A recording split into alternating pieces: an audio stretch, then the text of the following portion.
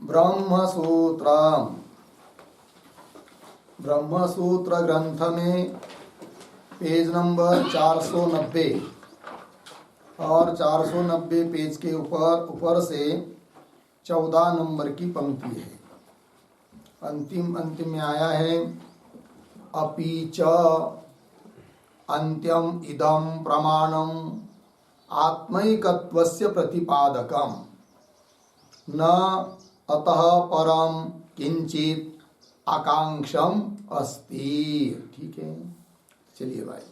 तो बात यह चल रही है कि द्वितीय अध्याय प्रथम पाद और द्वितीय अध्याय के प्रथम पाद का यह 6 नंबर का अधिकरण है और इस अधिकरण का नाम है आरंभणाधिकरणम। और प्रत्यक्षादि प्रमाणों के द्वारा भी ब्रह्म समन्वय का बाद नहीं होता है, इस बात का निर्णय करने के लिए इस अधिकरण की प्रवृत्ति हुई है। और बताया था कि प्रत्यक्षादि प्रमाण जो है वे सब ब्रह्मात्मैक्य बोध होने के पहले तक प्रमाण है और जगत को विषय कर रहे हैं, अतः उसकी अप्रमाणता भी नहीं होती है एकमात्र ब्रह्म को मानने पर भी। तो जबकि पूर्व पक्षी ने किसी ने शंका की पुनः कि भेद और अभेद, तो प्रत्यक्षादि प्रमाण के साथ विरोध न हो और कर्मकांडादिक शास्त्र भी उसके लिए भी अप्रामाण्य न आवे आदि करके, इसलिए बहुत सारे दोष नहीं आएंगे यदि भेदाभेद मानेंगे तो। अतः भेद सहित अभेद मानना चाहिए, ऐसा पूर्व पक्ष ने कहा था। उन सबका निराकरण कर दिया कि अद्वैत मात्र केवल एकत्व ही ब्रह्म सत्य है, बाकी सब जगत कल्पित है, इस बात को बता दिया। और भेदाभेद दोनों को सत्य और इसलिए भी नहीं मान सकते हैं क्यों कि दोनों का व्यवहार एक साथ नहीं होता है। जब तक ब्रह्मात्मैक्य बोध नहीं हो रहा है तब तक तो सब व्यवहार चल रहा है, भेद व्यवहार। किंतु ब्रह्मात्मैक्य बोध होने के बाद सब जगत कल्पित सिद्ध हो जाने से और इस होने से ये जगत में सत्यत्व ऐसे बुद्धि करने की जरूरत नहीं और सत्य है भी नहीं है, इस सब जगत का बाद हो जाता है। तो वही बात को अब कह रहे आगे अपि च इत्यादि पंक्ति के द्वारा। और एक बात जो पुनः पूर्व पक्ष ने कही थी, यदि वेदांतादि शास्त्र वेद वाक्य ये भी यदि मिथ्या हो जाएंगे तो उससे सत्य स्वरूप परमात्मा का ब्रह्म का ज्ञान कैसा होगा। तो उस शंका का भी निराकरण सिद्धांतियों ने कर दिया। क्या कि असत्य से भी सत्य की उत्पत्ति होती है और असत्य से भी क्या सत्य वस्तु का ज्ञान भी हो जाता है। इस बात के लिए बहुत सारे उदाहरण देकर समझा दिया। अतः जगत को द्वैत को सत्य मानने की जरूरत नहीं है, ये सब बात कह दी। और आगे कह रहे अपि च अंत्यम इत्यादि पंक्तियों के द्वारा। ये जो पंक्ति मैंने पढ़ी अपि च अंत्यम इत्यादि, उसके पूर्व में एक वाक्य लिख लेते अवतरण के रूप में लिखेंगे किंच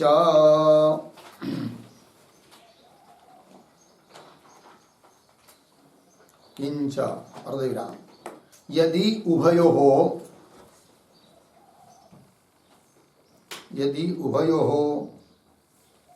कहूँ उसमें लिखिए एकत्व नानात्वयोः, एकत्व नानात्वयोः बराबर भेदाभेदयोः, भेदाभेदयोः कौंस बन आगे एकदा व्यवहारः स्यात्,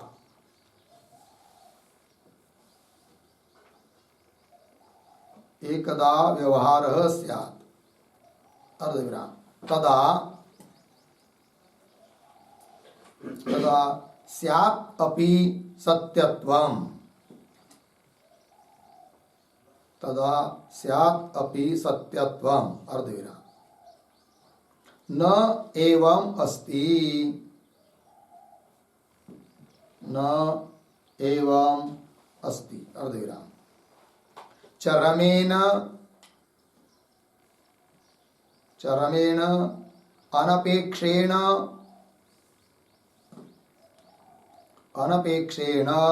एकत्व ज्ञानेन,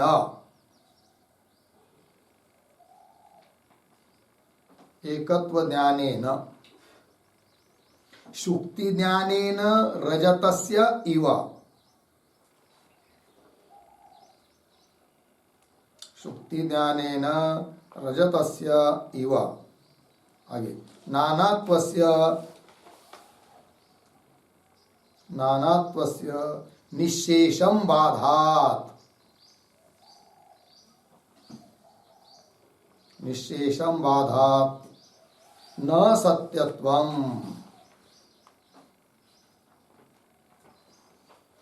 अर्धविराम, अपितु अद्वैतम एव सत्यम इति आह, अद्वैतम एव सत्यम इति आह, अपि च इति।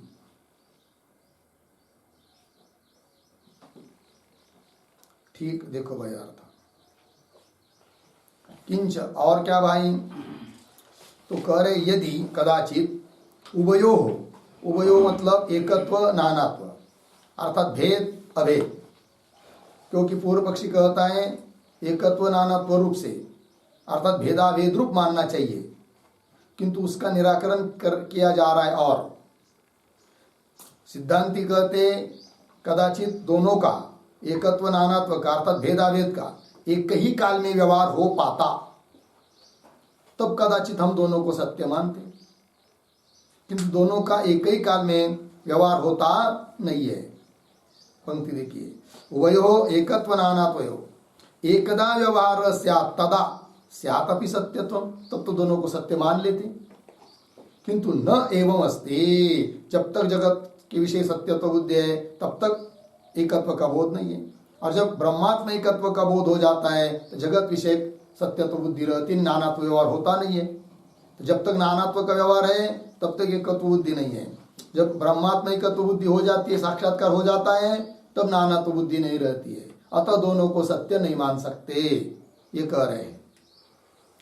न एवं अस्ति, ठीक है ना, मतलब दोनों की एक साथ सत्यत्व बुद्धि नहीं है, इसलिए दोनों को सत्य नहीं मान सकते, वही कहा। यदि उभयो एकदा व्यवहार स्यात् तदा स्यात् अपि सत्यत्वम् न एवं अस्ति, एक ही काल में दोनों का व्यवहार नहीं हो रहा है, अतः सत्यत्व नहीं है जगत में। फिर क्या है, चरमेन अनपेक्षेण एकत्व ज्ञानेन, चरम अंतिम प्रमाण जो है श्रुति, और अनपेक्ष किसी की अपेक्षा न करके, ऐसा है जो एकत्व ज्ञान, उसके द्वारा क्या निश्शेषम बाधा, नानात्व का निश्शेष रूप से बाध हो जाता है। किसकी तरह दृष्टांत दिया, जैसे कि शुक्ति का ज्ञान हो जाने के बाद रजत का निश्शेष बाध हो जाता है, अतः शुक्ति भी है और रजत भी है, ये दोनों बुद्धि सत्य नहीं कर सकते। ये शुक्ति भी है, ये रजत भी है, दोनों का व्यवहार यदि एक ही काल में होता तो कदाचित दोनों को भी सत्य मान सकते थे, किंतु जब तक यह रजत ऐसा व्यवहार हो रहा है तब तक शुक्ति बुद्धि नहीं है, और ये शुक्ति है ऐसी बुद्धि हो जाती है तब रजत बुद्धि नहीं रहती है। एक काल में दोनों का व्यवहार नहीं है, अतः दोनों सत्य नहीं है, अपितु रजत मिथ्या है, शुक्ति सत्य है। तो शुक्ति के ज्ञान से जैसा निश्शेष रूप से रजत का बाध हो जाता है, उस प्रकार चरम अनपेक्ष ऐसा जो एकत्व ज्ञान, कि जो किसी की अपेक्षा नहीं करता, एकत्व ज्ञान, जैसे यागादिक का ज्ञान अन्य की अपेक्षा करता है, उस प्रकार एकत्व ब्रह्मात्म एकत्व का ज्ञान हो जाता है, तब वह किसी और की अपेक्षा नहीं करता है। ऐसा जो अनपेक्ष एकत्व ज्ञान, उससे एकत्व ज्ञान मतलब ब्रह्मात्म एकत्व ज्ञान, उससे नानात्व का निश्शेष पूर्ण रूप से बाध हो जाता है, अतः इस नानात्व को सत्य नहीं मान सकते, न सत्यत्व। फिर सत्य कौन है भाई, जिसका बात नहीं होता वो सत्य है। तो वही कह रहे, अपितो अद्वैतम एव सत्यम, अद्वैत परमात्मा तत्व ही सत्य है। इसी बात को कह रहे अपीच इत्यादि पंक्ति से। तो भाष्य में पंक्ति को देखिए, अपीच अंत्यम इदम प्रमाणम आत्मैकत्वस्य प्रतिपादकम न अतः परम किंचित आकांक्षम अस्ति। थोड़ा शब्दों का अन्वय कर लेते हैं। अपीच दो तीन शब्द छोड़कर आगे आत्मैकत्वस्य पीछे इदम, उसके पीछे अंत्यम, आगे प्रमाणम। ठीक, पुनः एक बार देखिए वैसा ही अपि च आत्मैकत्वस्य प्रतिपादकम, इतना लेना है। आत्मैकत्वस्य प्रतिपादकम, फिर पीछे इदम, अंत्यम, प्रमाणम, आगे अतः परम किंचित आकांक्षम, फिर पीछे न, फिर अंतिम में अस्ति। देखो भाई, अपीच और क्या, तो आत्मैकत्वस्य प्रतिपादकम, आत्म की एकत्व का प्रतिपादन करने वाला यह अंत्यम प्रमाणम, अंतिम प्रमाण है उपनिषद रूप प्रमाण, श्रुति प्रमाण। अंत्यम का मतलब सर्वश्रेष्ठ, सर्वोत्कृष्ट है कि नहीं, क्योंकि अपौरुषेय है श्रुति।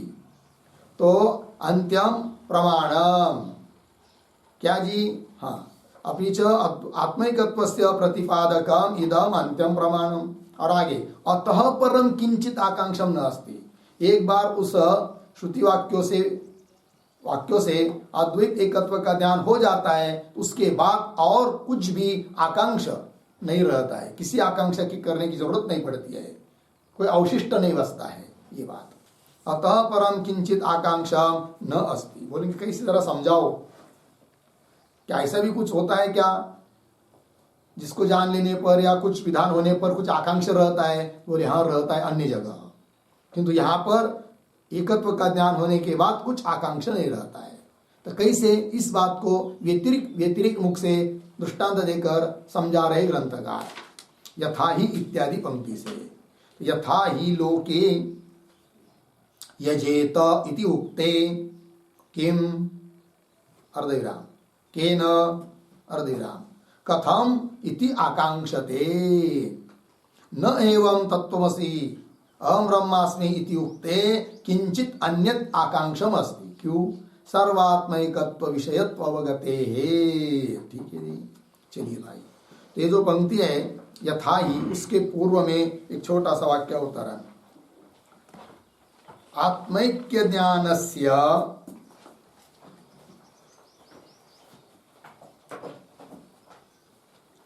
आत्मैक्य ज्ञानस्य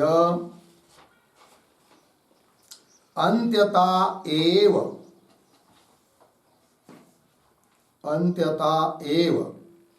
व्यतिरेक दृष्टान्तेन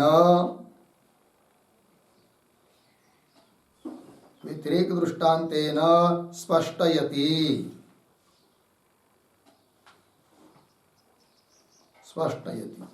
यथा ही इति।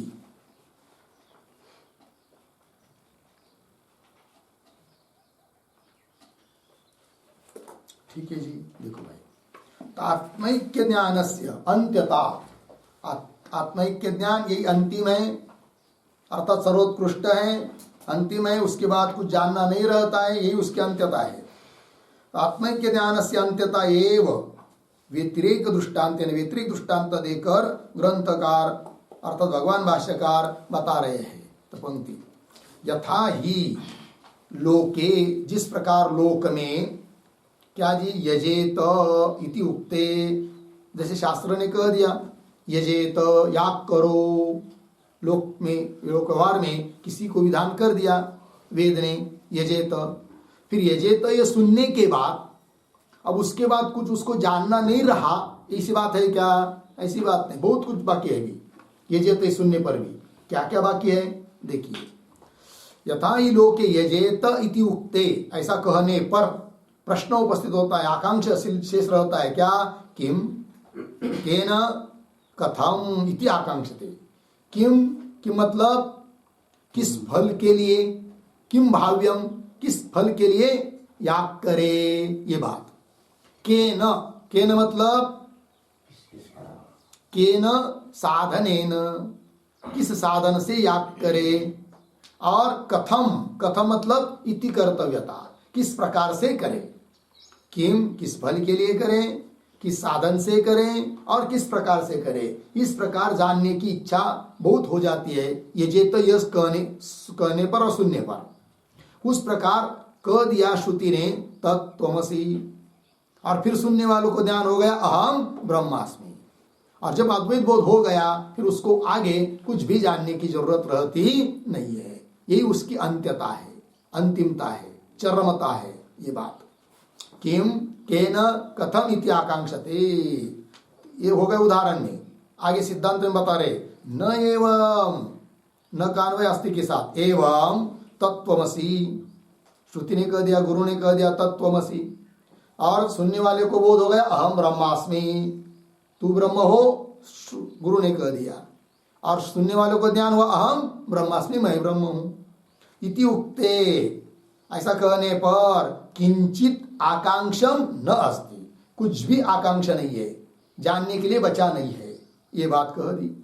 क्यों जानने के लिए कुछ बचा नहीं, आकांक्षा क्यों नहीं है, तो उसको कारण दे रहे हैं क्या, सर्वात्मैकत्व विषयत्व अवगते है। अवगति मतलब ज्ञान। ये ज्ञान कैसा उत्पन्न हुआ है, सर्वात्मैकत्व विषयक ये ज्ञान है। सबका आत्मा है कि नहीं, सबका स्वरूप, वास्तविक स्वरूप परमात्मा है, और तद विषयक यह ज्ञान होने के कारण और कुछ अब जानने का बाकी नहीं रहता है। तो सर्वात्मैकत्व विषयत्व अवगते है, सर्वात्मत्व विषयक यह ज्ञान है। आगे चलिए, सती ही अन्यस्मिन अवशिष्यमाणे अर्थे आकांक्षा स्यात्। ठीक, थोड़ा अन्वय इस पंक्ति की शब्दों का। अन्यस्मिन अवशिष्यमाणे अर्थे, पीछे सती ही, आगे आकांक्षा स्यात्। ठीक, अर्थ देखिए भाई, अन्यस्मिन अवशिष्यमाणे अर्थे मतलब अन्य कुछ अवशिष्ट अर्थ पदार्थ हो तब उसकी क्या होती है, आकांक्षा। किंतु ब्रह्मात्मैक्य बोध होने के बाद अब कुछ अवशिष्ट बचा ही नहीं कि जिसकी आकांक्षा हो सके, ये बात। तो देखो भाई क्या करें, अन्यस्मिन अवशिष्यमाणे अर्थे, यदि अन्य कुछ अवशिष्ट पदार्थ बचता है तो उसकी आकांक्षा हो जाती है, आकांक्षा स्यात्। किंतु आगे करें, न तो आत्मैकत्व व्यतिरेकेन अवशिष्यमान अन्य अर्थ अस्ति यह आकांक्षित है कि नहीं। तो न तो क्या जी, आत्मैकत्व व्यतिरेकेन, आत्मैकत्व ब्रह्मात्मैकत्व का बोध होने के बाद उससे अतिरिक्त व्यतिरेकेन अवशिष्यमान अन्य अर्थ न अस्ति। वाक्य के आरंभ में जो न है उसका अन्वय अस्ति के साथ, अवशिष्यमान अवशिष्ट बचा हुआ कोई अन्य अर्थ पदार्थ है ही नहीं है ब्रह्मात्मैकत्व को छोड़कर। लेकिन ब्रह्मात्मैकत्व को जान लिया, उसको जान लेने के बाद अब कुछ जानने का बाकी बचा ही नहीं है, सब कुछ अब जान लिया, अंतिम पदार्थ को जान लिया, ये बात।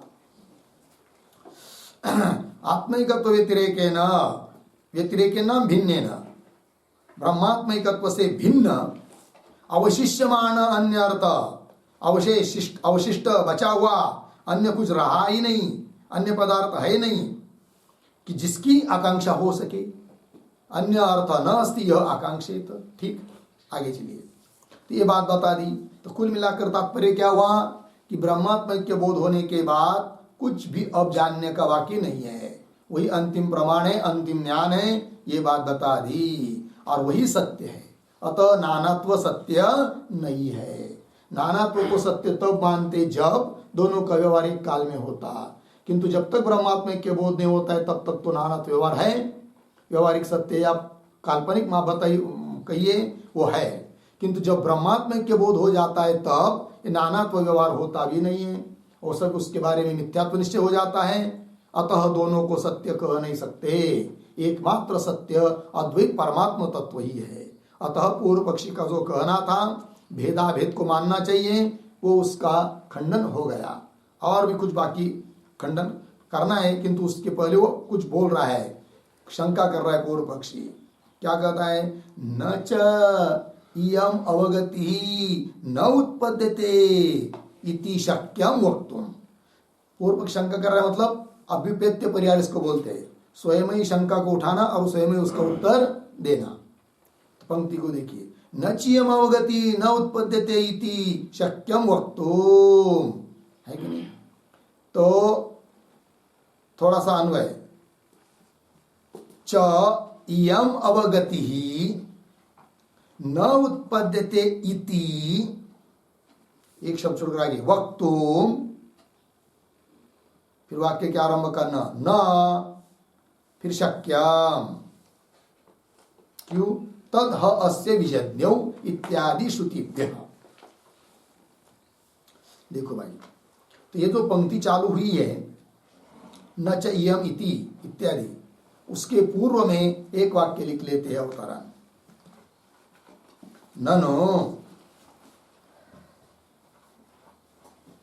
ननु प्रत्यक्षादि विरोधात्, प्रत्यक्षादि विरोधात् एतादृशी अवगति, एतादृशी अवगति एव न उत्पद्यते,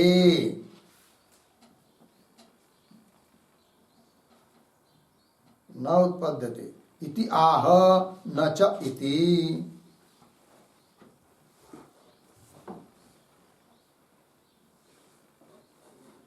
इति आह न च इति। अर्थ देखिए भाई, कदाचित पूर्व पक्षी शंका करेगा कि हे सिद्धांती, जो आपने अभी अभी ऊपर कहा कि ब्रह्मात्मैक्य बोध होने के बाद कुछ भी आकांक्षा रहता नहीं है, जानने का बाकी रहता नहीं है, अतः द्वैत आदि जगत सब सत्य नहीं है, किंतु इस प्रकार का अवबोध हो तब ना, है कि नहीं, किंतु नहीं होगा, क्यों, ननु प्रत्यक्षादि विरोधात, प्रत्यक्षादि प्रमाण से जगत दिखाई दे रहा है, उसके साथ विरोधात है, इसलिए एतादृशी अवगति, एतादृशी अवगति मतलब ऊपर जो अभी कहा दो तीन वाक्यों में, क्या कि इस प्रकार की अवगति, अवगति अर्थात ज्ञान, बोध अर्थात ब्रह्मात्मैक्य ज्ञान, न उत्पद्यते, उत्पन्न ही नहीं होता है, क्योंकि प्रत्यक्ष आदि के साथ विरोध होता है, ऐसी यदि शंका करता है कोई, तो उसके लिए बोल रहे इस पंक्ति में, च इयम अवगति, यह अवगति मतलब ब्रह्मात्मैक्य बोध, न उत्पद्यते, उत्पन्न ही नहीं होता है, इति वक्तुम न शक्यम, ऐसा बोल नहीं सकते, अर्थात ब्रह्मात्मैक्य बोध उत्पन्न होता ही है। बोलेंगे होता है, कैसा होता है, आपको कैसा पता, तो बोलते श्रुति बता रही है। तो कौन श्रुति है, तो श्रुति दे रहे, तद ह अस्य विजज्ञौ इत्यादि श्रुतिभ्यः, इस श्रुति से पता चल रहा है कि इस प्रकार का ब्रह्मात्मैक्य बोध होता है, क्योंकि श्रुति कह रही है तद ह अस्य विजज्ञौ, मिल गया ना, अर्थात श्वेत केतु ने उस आत्म तत्व को यथार्थ रूप से जान लिया, किससे, अपने पिता के उपदेश से। श्वेत केतु के पिता ने श्वेत केतु को उपदेश दिया और उस उपदेश के आधार पर उस आत्म तत्व को जान लिया, ऐसा श्रुति कर रही है। इसका मतलब इस प्रकार का ब्रह्मात्मैक्य बोध उत्पन्न होता है, ये सिद्ध हुआ। ठीक, ये जो श्रुति है तद ह अस्य विजज्ञौ, इसका अर्थ थोड़ा लिख लीजिए।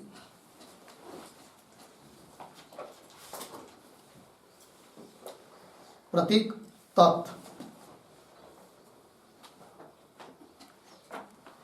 बराबर आत्मतत्वम, तत् बराबर आत्मतत्वम, फिर प्रतीक है ह बराबर किल, फिर प्रतीक है अस्य बराबर पितुः वाक्यात् श्वेत केतुः, पितुः वाक्यात् श्वेत केतुः, फिर आगे प्रतीक विजज्ञौ, विजज्ञौ बराबर विज्ञातवान, विज्ञातवान, इति ज्ञानोत्पत्तेः श्रुतत्वात्,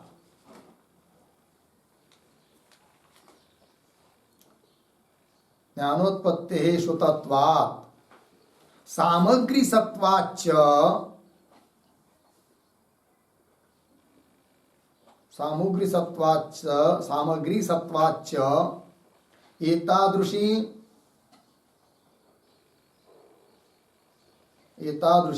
ब्रह्मात्मैक्य अवगतिः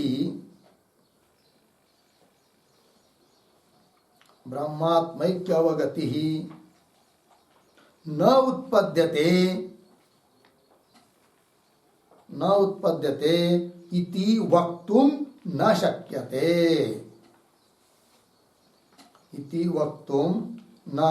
शक्यते इत्यर्थः।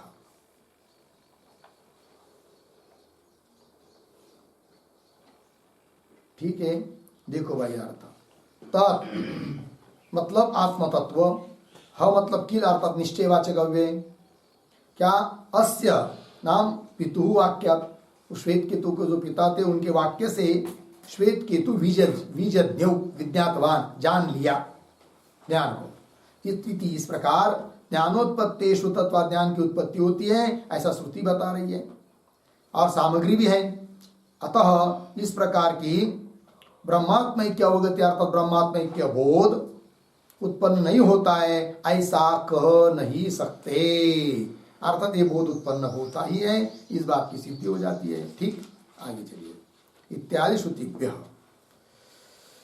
आगे अवगति साधनानां च श्रवणादीनां वेदानुवचनादीनां च विधानात्। और बोल रहे, हेतु दे रहे कि ब्रह्मात्मैक्य बोध उत्पन्न होता ही है, इस बात के लिए हेतु दे रहे अवगति इत्यादि पंक्ति से। तो क्या हेतु है वो? तो अवगति इत्यादि जो पंक्ति चालू हुई उसके पूर्व में एक छोटा वाक्य लिखा उदाहरण, अवगति उद्देशेन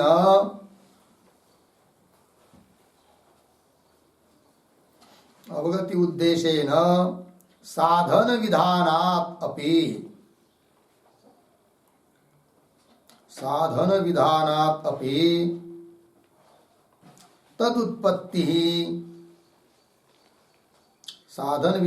अपि तदुत्पत्तिः एष्टव्या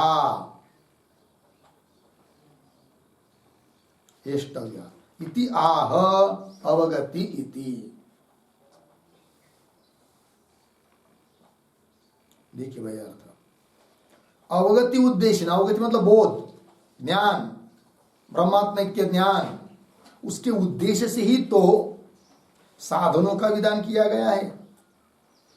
और इससे भी हम जान सकते हैं कि साधन का विधान किया है ज्ञान के उद्देश्य से, इसका मतलब जरूर उस प्रकार का ज्ञान उत्पन्न होता ही है, ऐसा समझना चाहिए। ठीक, पंक्ति को देखिए, अवगति साधना नाम, अवगति ब्रह्मात्मैक्य बोध, उसके साधन जो श्रवणादि उनका विधान किया है श्रुति ने। यदि ब्रह्मात्मैक्य बोध उत्पन्न ही नहीं होता तो श्रुति साधनों का विधान क्यों करती? जबकि श्रुति ने साधनों का विधान किया है, अतः ब्रह्मात्मैक्य बोध होता है, ये सिद्ध हो जाता है।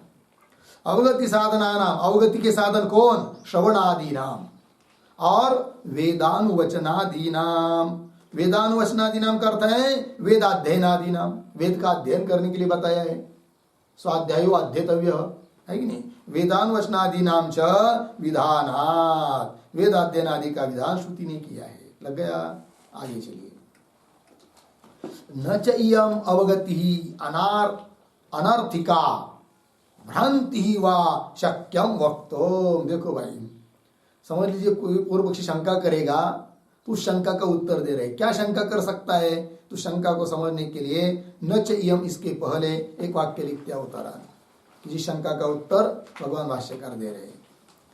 तो लिखेंगे ननो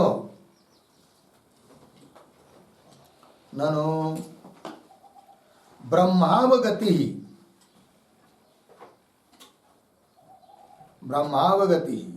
उत्पन्ना अपि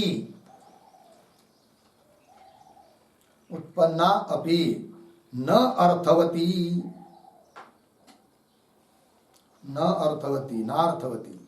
अर्धविराम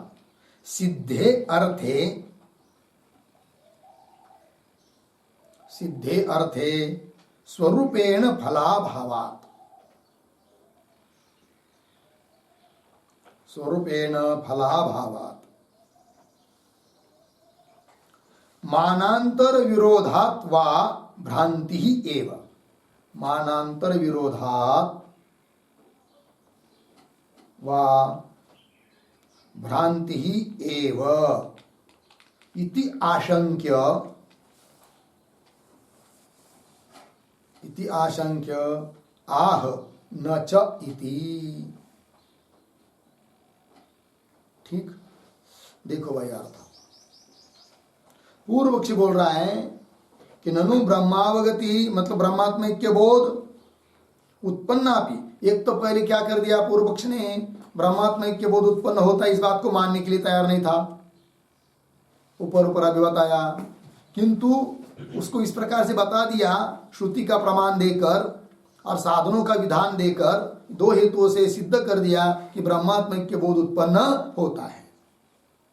अब इस पर यदि वो पूर्व पक्षी बोलता है कि ठीक है मान लेते हैं ब्रह्मात्मैक्य ज्ञान उत्पन्न होता है, किंतु उत्पन्न होने पर भी उसका कोई प्रयोजन नहीं है, फल नहीं है, अनर्थक है कि वह भ्रांत है, ऐसा हम मानेंगे। कदाचित ऐसा बोल रहा है कौन, पूर्व पक्षी। ननु ब्रह्मावगति उत्पन्नापि न अर्थवती, उसका कोई अर्थ नहीं है, सार्थक नहीं है, वो निरर्थक है। क्यों, वो ही तो बताता है सिद्धे अर्थे स्वरूपेण फलाभाव, जो सिद्ध अर्थ होता है उसमें कोई स्वरूपता फल नहीं होता है कि नहीं। जो बना बनाया अर्थ है, सिद्ध अर्थ है परमात्मा ब्रह्म, उसका और क्या फल होगा, फिर कुछ फल नहीं हो सकता है कि नहीं। ये बात सिद्ध अर्थ है स्वरूपेण फलाभाव। और क्यों मानांतर विरोधा भ्रांति वा, क्यों उत्पन्न हो भी गया, एक तो उसका कोई अर्थ नहीं, प्रयोजन नहीं, दूसरी बात वह भ्रम रूप मानना पड़ेगा क्योंकि अन्य प्रमाणों के साथ विरोध आता है।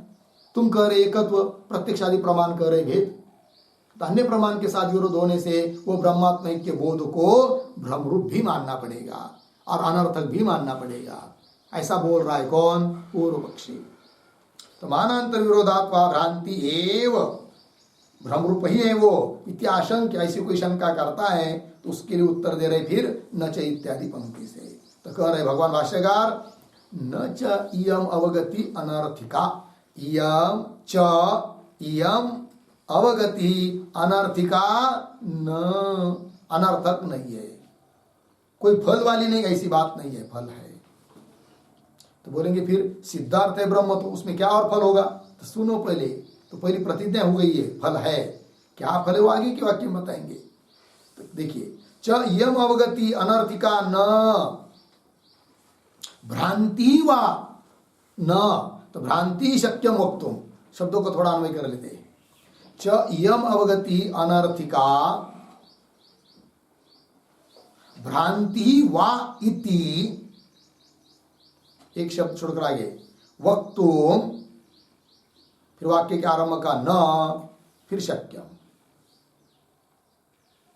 देखो भाई, तो यह अवगति अनर्थक है या भ्रमरूप है, यह वक्तुम न शक्यम, ऐसा कह नहीं सकते, जबकि पूर्व पक्षी बोल रहा था। क्यों नहीं बोल सकते अनर्थक है करके, क्योंकि उसके लिए फल है। क्या फल है बताओ, बता रहे अविद्या निवृत्ति फल दर्शना, ठीक है ना जी, ये फल है। और बाधक ज्ञानांतराभावाच, ये दो है, दो उसके दो प्रकार की शंका दी, एक तो अनर्थक है, भ्रमरूप है, दोनों का निराकरण करने के लिए दो हेतु दे दिया। तो पहला क्या है, अविद्या निवृत्ति फल दर्शना, तो ये जो है ना तो अविद्या निवृत्ति, उसके पहले लिखिए एक छोटा वाक्य, अनर्थक्या भावे हेतुम आह, अनर्थक्या भावे, अनर्थक्या भावे हेतुम आह अविद्या इति।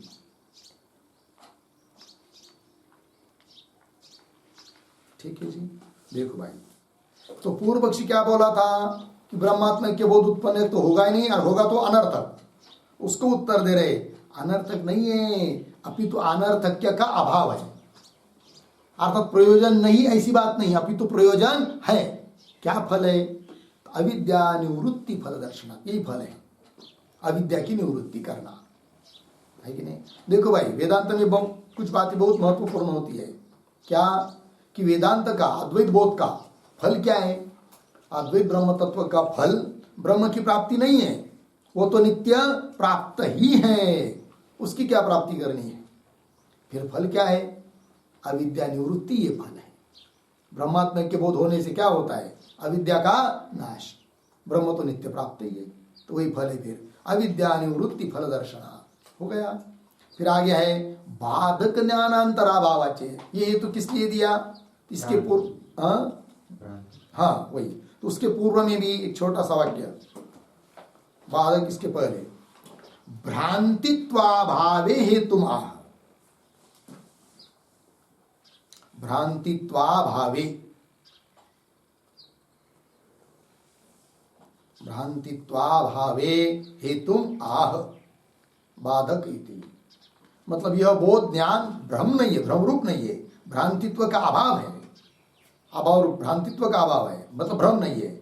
इस बात को बताने के लिए हेतु दे रहे बाधक ज्ञानांतराभाव। पूर्व पक्षी ने उस ब्रह्मात्मैक्य बोध को, अवगति को भ्रम रूप मानने का प्रयास किया था। क्यों? क्यों? उस ब्रह्मात्मैक्य बोध को अन्य प्रमाणों के द्वारा उसका, हाँ उसने हेतु दिया था ना, अवतरने के में लिखा था मानांतर विरोधा, अन्य प्रमाण के साथ विरोध होने से ब्रह्मात्मैक्य बोध को भ्रम रूप मानना पड़ेगा, ये बोला था पूर्व पक्षी। तो उसको उत्तर दे रहे बाधक ज्ञानांतराभाव, भ्रांति न इत्यर्थ। यदि कोई ब्रह्मात्मैक्य बोध का बाधक होता, जैसे अयम सर्प इस ज्ञान का बाधक है, कौन? यम रज्जु, ये रज्जु का ज्ञान। उस प्रकार ब्रह्मात्मैक्य बोध का कोई बाधक होता तब तो इसको भ्रमरूप मानते, किंतु बाधक ज्ञानांतराभावात, अन्य कोई बाधक न होने के कारण यह ब्रह्मात्मैक्य बोध भ्रमरूप नहीं है। अब बाधक कैसा नहीं है? प्रत्यक्षादि प्रमाण तो है ना, वो तो करे भेद और तुम कर रहे भेद। तो उसको समझने के लिए ये जो शब्द है बाधक ज्ञानांतराभावात, इसके ऊपर एक टिप्पणी लिखते हैं।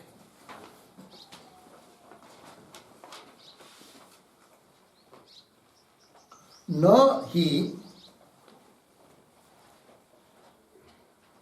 ही प्रत्यक्षादि बाधकम,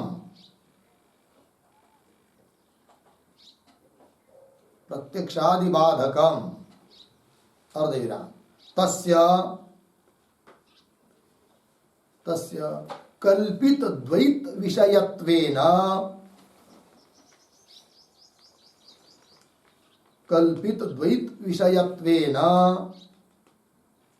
तात्विक अद्वैत प्रमिति अविरोधात्, तात्विक अद्वैत प्रमिति अविरोधात्।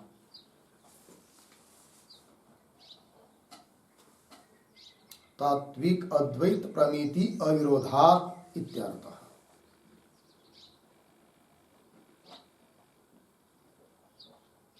ठीक है, देखो भैया,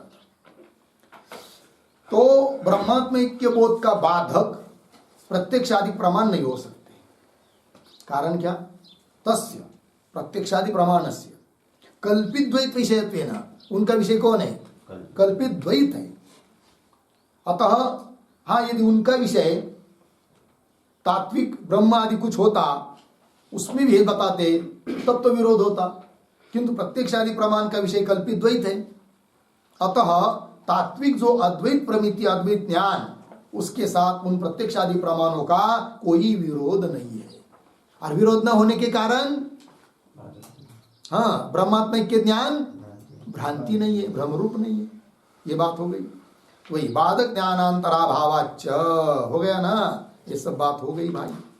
फिर आगे चलिए, और आगे भाष्य में प्राच्च आत्मैकत्ववगते अव्याहतः सर्वः सत्यानृत व्यवहारः लौकिकः वैदिकः चैति अवोचाम। ठीक, शब्दों का पहले अन्वय कर लेते हैं। च प्राक शब्दों को छोड़ आगे, च आत्मैकत्व अवगते है, उसके पीछे प्राक, थोड़ा आगे सर्वः सत्यानृत व्यवहारः लौकिकः वैदिकः च। पीछे अव्याहतः, अंतिम में इति अवोचाम। अभी क्या बात आ गई भाई सामने? तो कौन बात कहना है इस पंक्ति से? इस बात को समझने के लिए इस पंक्ति के पूर्व में एक वाक्य लिखते अवतरण के रूप में, ननु सर्वस्य द्वैतस्य मिथ्यात्वे, सर्वस्य द्वैतस्य मिथ्यात्वे, द्वैतस्य मिथ्यात्वे आगे स्वप्नः मिथ्या, अर्धविराम, स्वप्नः मिथ्या, जाग्रत सत्यम, जाग्रत सत्यम इत्यादि लौकिक व्यवहार, इत्यादि लौकिक व्यवहार, अर्धविराम।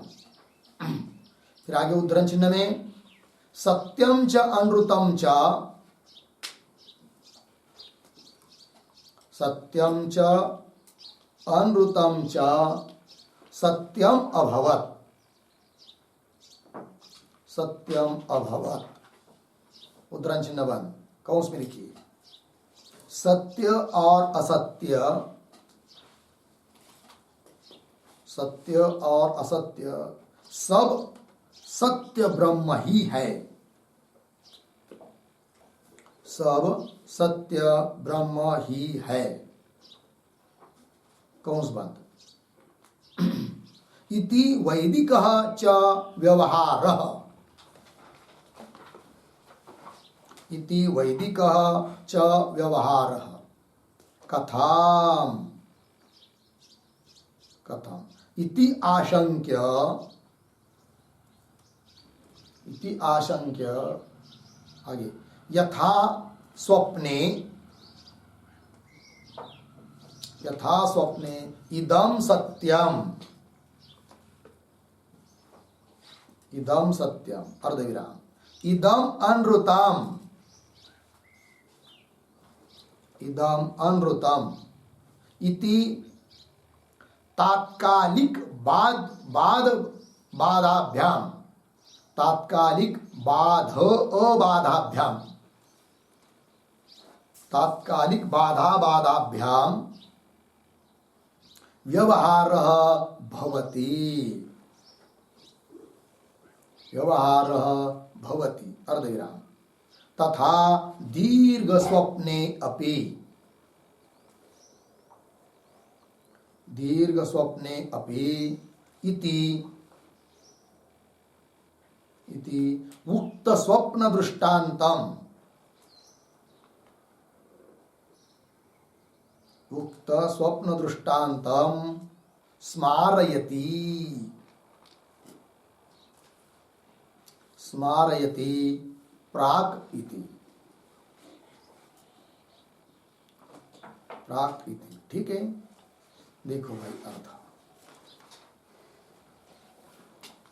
अब ऊपर जितना भी चिंतन हुआ है अभी कि एकमात्र परमात्मा ही सत्य है और बाकी सब जगत द्वैत अनिर्वचनीय है, मिथ्या है, ये बात हो गई।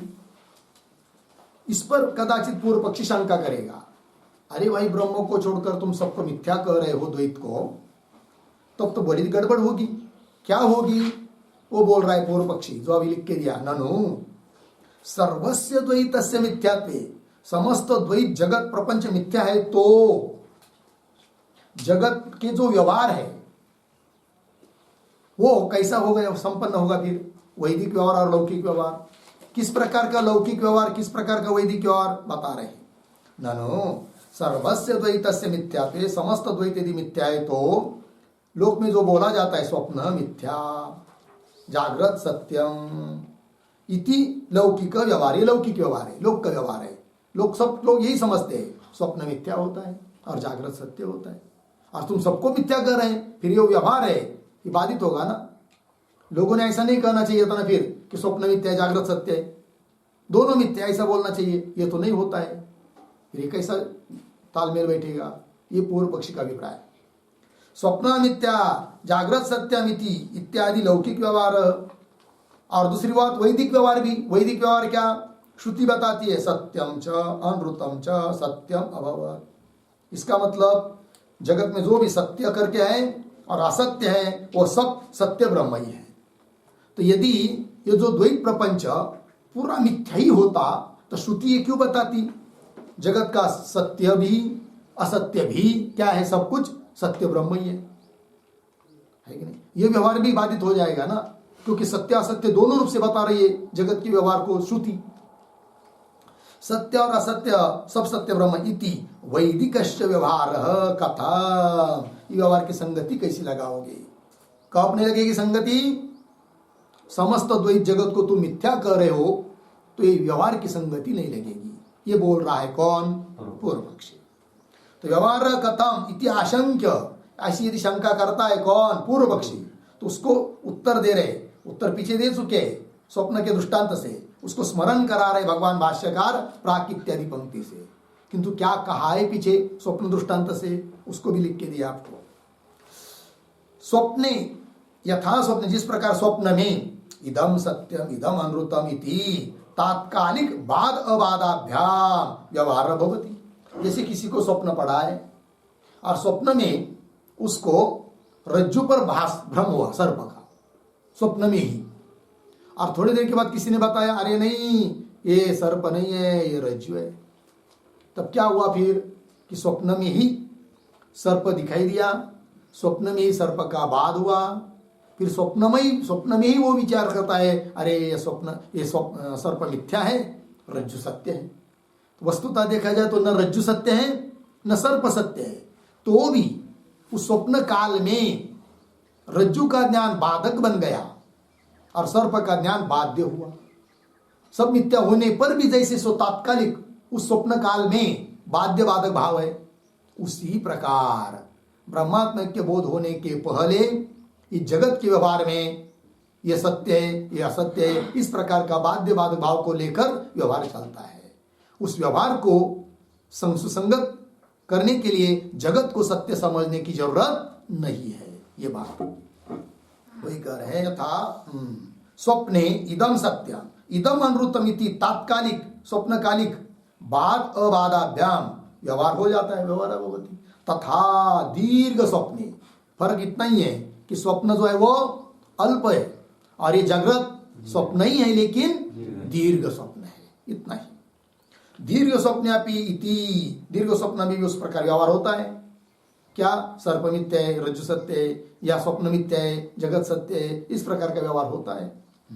उक्त स्वप्न दृष्टांतम स्मारयति, जो पीछे स्वप्न दृष्टांत से इस शंका का निराकरण किया था उसको स्मरण करा रहे भगवान भाष्यकार। पंक्ति को देखिए, च आत्मैकत्व अवगते हे प्राप्त, आत्मैकत्व अवगति ज्ञान होने के पहले तक क्या सर्व सत्यानृत व्यवहार, सब सत्य और झूठा सब व्यवहार, चाहे वो लौकिक हो चाहे वो वैदिक हो, लौकिक वैदिकश्च अव्याहतः इति अवोचाम।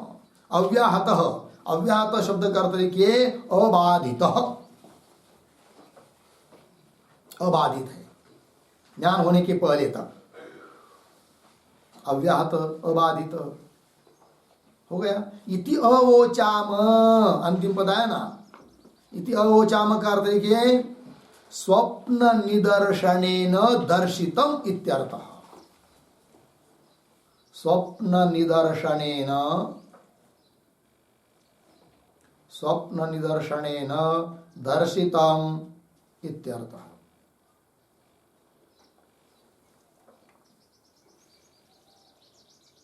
स्वप्न के निदर्शन से ये बात दिखा चुके हैं, ये कह दिया। हो गया, आगे चलिए। तस्मात् अंतेन प्रमाणेन प्रतिपादिते आत्मैकत्वे समस्तस्य प्राचीनस्य भेद व्यवहारस्य बाधितत्वात् न अनेकात्मक ब्रह्म कल्पनावकाशः अस्ति। अब उपसंहार कर रहे भाई। तो तस्मात् के पहले एक वाक्य लिखे अवतरण। व्यवहारार्थम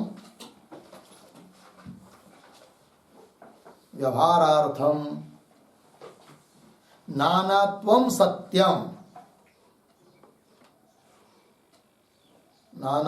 सत्यम इति कल्पनम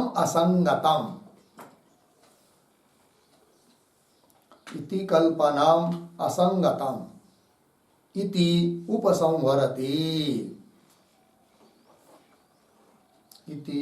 उपसंहरति तस्मात् इति। ठीक है, देखो भाई अर्थ। व्यवहार के लिए नानात्व को सत्य समझना चाहिए, ऐसा बोल रहा था कौन? पूर्व पक्षी। बोलते जाओ भाई। तो व्यवहारार्थम नानात्वम सत्यम, व्यवहार के लिए नाना सत्य है। इति कल्पनम, यह कल्पना असंगत है। व्यवहार के लिए ना जगत को, नाना को सत्य कहना उचित नहीं है। इति, इस प्रकार उपसंहार कर रहे अब इस बात का। तस्मात्, थोड़ा अन्वय कर लेते हैं। तस्मात् से लेकर अस्ति तक जो पंक्ति पढ़ा हूं। तस्मात् अंतेन प्रमाणेन, एक शब्द छोड़कर आगे, आत्मैकत्वे, पीछे प्रतिपादिते, फिर आगे प्राचीनस्य, पीछे समस्तस्य, आगे भेद व्यवहारस्य बाधितत्वात्, फिर एक शब्द छोड़कर आगे अनेकात्मक ब्रह्म कल्पनावकाशः, उसके पीछे न, फिर अंतिम में अस्ति। देखो भाई अर्थ। तस्मात्, इसलिए, अंतेन प्रमाणेन, अंतेन नाम सर्वोत्कृष्ट, सर्वोत्कृष्ट ऐसे वेद श्रुति प्रमाण के द्वारा आत्मैकत्वे प्रतिपादिते, आत्मैकत्व का प्रतिपादन होने पर क्या जी? तो प्राचीनस्य समस्तस्य, प्राचीन मतलब पहले वाला, पूर्वस्य, ज्ञान होने के पहले का, समस्तस्य भेद व्यवहारस्य, ज्ञान होने के पहले जितना भी भेद व्यवहार था, ये भोक्ता है, भोग्य है, अमुक तमुक, घट पट इत्यादि, भेद व्यवहारस्य बाधितत्वात्, समस्त भेद व्यवहार का क्या हो जाता है? बाध हो जाता है कि नहीं? ज्ञान होने के पहले का जितना भी भेद व्यवहार है, उस सब भेद व्यवहार का बाध हो जाता है। और बाध हो जाने के कारण अनेकात्मक ब्रह्म कल्पनावकाश न अस्ति। अनेकात्मक ब्रह्म कल्पना मतलब ब्रह्म को अनेक रूप से भी मानना चाहिए। वृक्ष का दृष्टांत देकर पूर्व पक्षी बोला था कि नहीं? वृक्षत्वेन देखेंगे तो वृक्षत्वेन रूपेण एक है और शाखात्वेन रूपेण नाना है। उस प्रकार कारण रूप से देखेंगे तो ब्रह्म एक है, और ये समस्त जगत की दृष्टि से देखेंगे तो ब्रह्म नाना है। नहीं तो भेदाभेद व्यवहार मानना नहीं मानेंगे तो फिर मोक्ष आदि की संगति नहीं लगेगी, ये बोला था पूर्व पक्षी। किंतु उसके पूर्व पक्षी के सभी आक्षेपों का निराकरण कर दिया, और ज्ञान होने के पहले तक तो सब व्यवहार है, किंतु ज्ञान होने के बाद तो समस्त भेद व्यवहार का बाध हो जाता है। अतः अनेकात्मक ब्रह्म कल्पना करने के लिए कोई अवकाश, अवसर, संधि नहीं है। एकमात्र अद्वैत एक ब्रह्म ही है, इस बात को बता दिया। लग गए जी? तो सभी उसके आक्षेपों का निराकरण कर दिया। ठीक है ना? और असत्य से सत्य की उत्पत्ति कैसी होगी ये बोला था, उसका भी बहुत जबरदस्त निराकरण कर दिया। व्यवहार में बहुत ऐसी चीज मिलते हैं कि असत्य से सत्य का ज्ञान हो जाता है। जैसे उदाहरणार्थ पर्वत पर वन्नी है किंतु धूम नहीं है, हो सकता है कोई आयोगोलक की तरह वन्नी आदि होगा, और धूली पटल उठ गए। कोई बैलगाड़ी बहुत जा रही थी तो बहुत धूल उठी, दूर से देखने वाले को पता चला ये क्या है? धूम है था धूली, समझ गया धूम, फिर अनुमान कर लिया पर्वतः वन्यमान धूमा। तो धूम तो है नहीं है, असत्य धूली है वो, किंतु उस असत्य के ज्ञान से भी सत्य वन्य का ज्ञान हो जाता है। अनुमिति हो जाती, क्योंकि वह योगायोग स्वावन्नी है, तो सत्य वन्नी का ज्ञान हो जाता है, असत्य से सत्य का ज्ञान हो जाता है। अतः सत्य का ज्ञान होने के लिए इस जगत को, द्वैत को, है कि नहीं, शास्त्र को और गुरु शिष्य आदि सबको, समस्त जगत को सत्य मानने की जरूरत नहीं है। ये समस्त जगत कल्पित है, भ्रांति मात्र है, इस बात की सिद्धि कर दी। ठीक है, ज्ञान होने के पहले प्रत्यक्ष आदि प्रमाणों का व्यवहार चल रहा है, और ज्ञान होने के बाद तो प्रत्यक्ष आदि प्रमाण भी ये सब कल्पित ही सिद्ध हो जाते हैं। अतः उन प्रमाणों के साथ भी विरोध नहीं आता है। ये बात कह दी सब। फिर आगे चलिए, यहां तक हुआ ना, आगे ननु मृदादि दृष्टांत प्रणयनात्, पुनः आक्षेप कर रहा है पूर्व पक्षी। इस ननु के ऊपर लिखिए आक्षेप।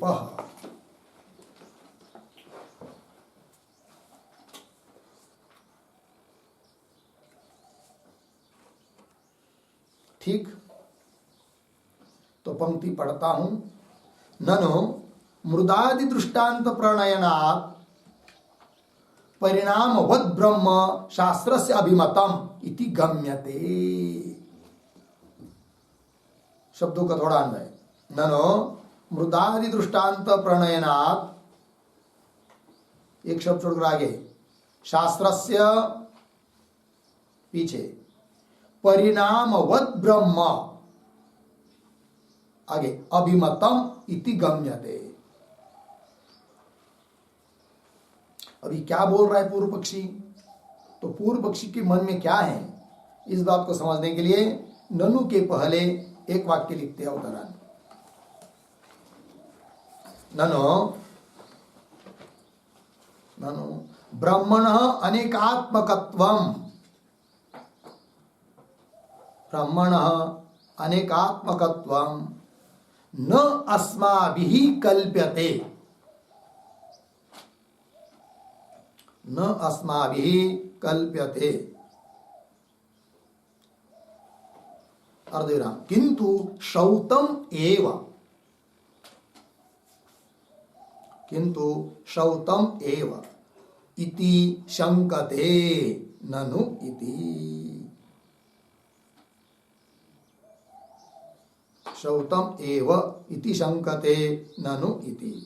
ठीक है, देखो भाई अर्थ। कदाचित पूर्व पक्षी बोलेगा, क्या ये सिद्धांती तुमने अभी अभी जो ऊपर कहा, क्या अनेकात्मक ब्रह्म कल्पना अवकाश न अस्ति, अनेकात्मक ब्रह्म है ऐसी कल्पना करने के लिए कोई संधि नहीं है, ऐसा ही सिद्धांती तुमने कहा।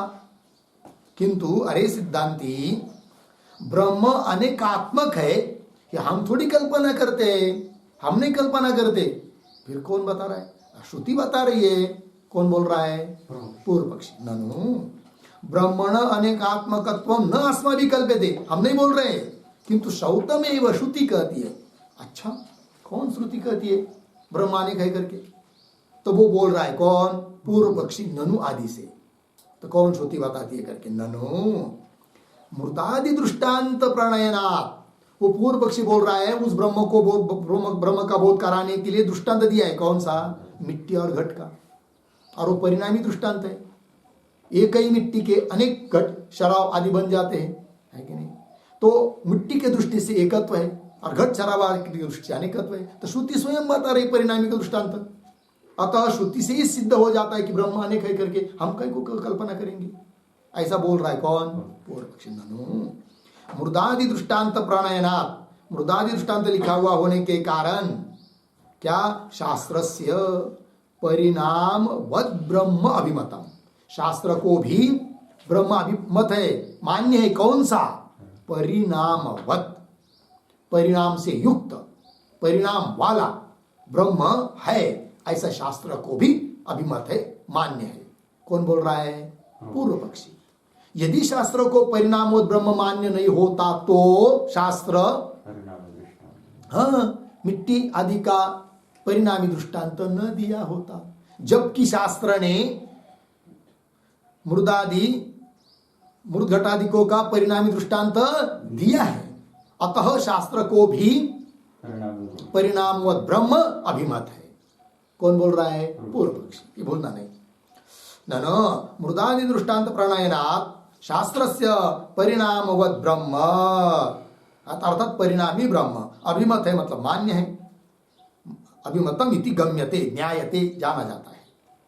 आगे उसी को स्पष्ट कर रहा है वो, परिणामिनः हि मृदादय अर्थाः लोके समधिगताः इति। थोड़ा अन्वय, ही दो शब्द छोड़कर आगे लोके, उसके पीछे मृदादय अर्थाः, शुरू में परिणामिनः, अंतिम में समधिगता इति। ठीक है। ही क्योंकि लोक में, लोक व्यवहार में मृदादय अर्थाः है कि नहीं, मिट्टी आदि अर्थ अर्थ पदार्थ ये सब परिणामी है, परिणाम वाले है।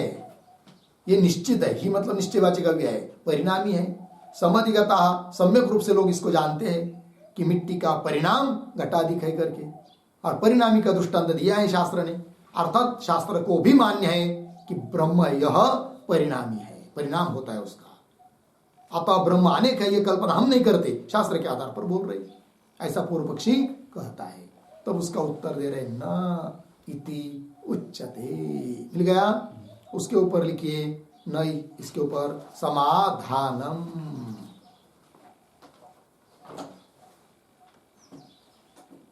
समाधानम, ठीक है। अब ये जो पंक्ति चालू हुई न इति, उसके पूर्व में एक वाक्य लिखे अवतरण, कार्य कारणयोः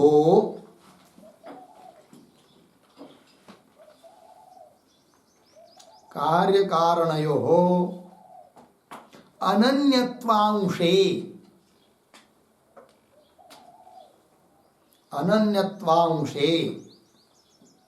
अयम मृदादि दृष्टान्तः, अयम मृदादि दृष्टान्तः अर्धविराम, न परिणामित्वे, न परिणामित्वे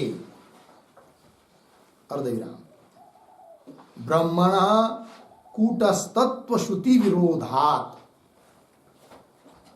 ब्रह्मणः कूटस्तत्व श्रुति विरोधात् इति परिहरति न इति। ठीक है, इति परिहरते न इति। अर्थ देखिए भाई, सिद्धांती बोल रहे, अरे भाई वो जो मिट्टी घट का दृष्टांत दिया है वो किस लिए, उसको समझो। सिद्धांती बोल रहे पूर्व पक्षी को, जबकि पूर्व पक्षी समझ रहा है यह ब्रह्म परिणामी है, इस बात को बताने के लिए दृष्टांत है। सिद्धांती कहते ऐसी बात नहीं है, फिर किस लिए दृष्टांत है? देखो, कार्य कारणयो अनन्यत्वांशे अयम मृदादि दृष्टांत। ये जो मिट्टी घट का दृष्टांत दिया है ना श्रुति में, शास्त्र में, वो इस बात के लिए, किसके लिए? कार्य कारण का अनन्यत्व होता है, अभेद होता है। अभेद का मतलब कार्य कारण की सत्ता को छोड़कर अन्यत्र नहीं रह सकता, इस बात को बताने के लिए वो दृष्टांत है। घट मिट्टी की सत्ता से अतिरिक्त सत्ता वाला नहीं है, इस बात को बताने के लिए दृष्टांत है, न कि परिणाम को बताने के लिए दृष्टांत है। ये बात दृष्टांत वही है, किंतु दृष्टि अलग अलग है। पूर्व पक्षी की दृष्टि अलग है और सिद्धांतियों की दृष्टि अलग है। तो कार्य कारणयो अनन्यत्वांशे अयम मृदादि दृष्टांत न परिणामित्व, परिणाम बताने के लिए दृष्टांत नहीं है। क्यों? ब्रह्म न कूटस्तत्व श्रुति विरोधा, क्योंकि ब्रह्म को श्रुति ने कूटस्थ करके बताया है। और यदि ब्रह्म को परिणामी मानेंगे, फिर कूटस्थ कहना और परिणामी कहना क्या हो जाएगा? वदतो व्याघात, विरोध हो जाएगा। क्योंकि जो कूटस्थ होता है कि नहीं, वो परिणामी नहीं हो सकता। कूटस्थ का मतलब होता है निर्विकार और परिणाम का मतलब होता है विकार, तो श्रुति के साथ विरोध आएगा। ये बात कूटस्तत्व श्रुति विरोधा इति परिहरते न च इति, वही करे न इति उच्यते, अर्थात परिणामी ब्रह्म है ये मान्य नहीं करती है श्रुति। ठीक है, क्यों? स वा एष महान अज आत्मा अजर अमर अमृत अभय ब्रह्म, श्रुति बता रही है स व एष, वह यह आत्मा परमात्मा ब्रह्म कैसा है, महान, अज जन्म रहित आत्मा है, अजर जरा रहित है, बुढ़ापा नहीं आता है उसको, अमर मरण रहित है, अमृत है कि नहीं, अमर पुनः कैसा है, वो अमृत स्वरूप है, ठीक है ना, थोड़ा भेद हो जाता है उसमें, पुनः अभय भय रहित है, कौन, ब्रह्म, ये बात। पुनः आगे स एष न इति आत्मा, वह यह परमात्मा, उसको समझाने के लिए श्रुति सभी बाकी का क्या करती है, निषेध करती है। आकाश ब्रह्म नहीं है, पृथ्वी ब्रह्म नहीं, जल ब्रह्म नहीं, फिर जो बचता है वो ब्रह्म है, इसका मतलब सबका निषेध कर रही है। यदि अनेकात्मक ब्रह्म श्रुति को मान्य होता तो श्रुति अन्य का निषेध क्यों करती, जबकि श्रुति ने अन्य सभी का निषेध किया है, अतः श्रुति को अनेकात्मक ब्रह्म मान्य नहीं है, ये बात। ये स एष न इति आत्मा, पुनः और अस्थूलम अननु, वह स्थूल भी नहीं है कि नहीं, और अननु मतलब न सूक्ष्म है, क्योंकि स्थूलता क्या अपेक्षा शब्द है सूक्ष्म, वैसा वो न स्थूल है न सूक्ष्म है, अपने में मान्य है। अस्थूलम अननु इत्याद्याभ्य सर्व इत्यादिभ्य श्रुतिभ्य इत्यर्थ, इन श्रुतियों से क्या जी, सर्व विक्रिया प्रतिषेध श्रुतिभ्य, अच्छा, इत्याद्यभ्य सर्व विक्रिया प्रतिषेध श्रुतिभ्य ब्रह्मण कूटस्थत्व अवगमात्, ठीक, इत्यादि सभी विक्रिया क्रिया परिणाम प्रतिषेध निषेध करने वाली श्रुतियों से मालूम पड़ता है ब्रह्मण कूटस्थत्व, ब्रह्म कूटस्थ स्वरूप है, कूटस्थत्व अवगमात्, अतः परिणामी ब्रह्म ऐसा कहना उचित नहीं, ये बात। आगे एक वाक्य और, न ही एकस्य ब्रह्मण परिणाम धर्मत्वम तद्रहितत्वम च शक्यम प्रतिपत्तुम, ठीक है, थोड़ा अन्वय, ही एकस्य ब्रह्मण परिणाम धर्मत्वम तद्रहितत्वम च, एक शब्द छोड़कर आगे, प्रतिपत्तुम, फिर वाक्य के आरंभ में न, फिर अंतिम में शक्यम। देखो भैया, ही एकस्य ब्रह्म, एक ही ब्रह्म को परिणाम रूप धर्म वाला मानना, अर्थात परिणामी मानना, और पुनः उसी ब्रह्म को परिणाम रहित मानना, ये कोई बात ठीक नहीं। दो विरोध धर्म एक जगह कैसे रह सकते हैं, ठीक है कि नहीं। और जबकि पूर्व पक्षी क्या बोल रहा था, वो ब्रह्म एक भी है और नाना भी है कि नहीं, परिणामी भी मतलब आना है, ऐसा मान रहा है, वो कहना उसका ठीक नहीं। देखिए, एकस्य ब्रह्मण परिणाम धर्मत्वम, परिणाम धर्म वाला, अर्थत रहितम, परिणाम धर्म से रहित मानना, प्रतिपत्तुम ज्ञातुम न शक्यम, जान नहीं सकते ऐसा विरुद्ध धर्म के रूप में। अतः भेदाभेद सत्य नहीं है, केवल एकमात्र अभेद अद्वैत तत्व परमात्मा ही सत्य है, ये बात की सिद्धि हो जाती है, ठीक। फिर आगे और आक्षेप कर रहा है पूर्व पक्षी, स्थिति गतिवत इत्यादि पंक्ति से। तो स्थिति गतिवत इसके ऊपर लिख रखे आक्षेप, किंतु स्थिति गति इत्यादि पंक्तियों का विचार हम लोग कल करते हैं। ओम पूर्णमदः पूर्णमिदं पूर्णात् पूर्णमुदच्यते पूर्णस्य पूर्णमादाय पूर्णमेवावशिष्यते।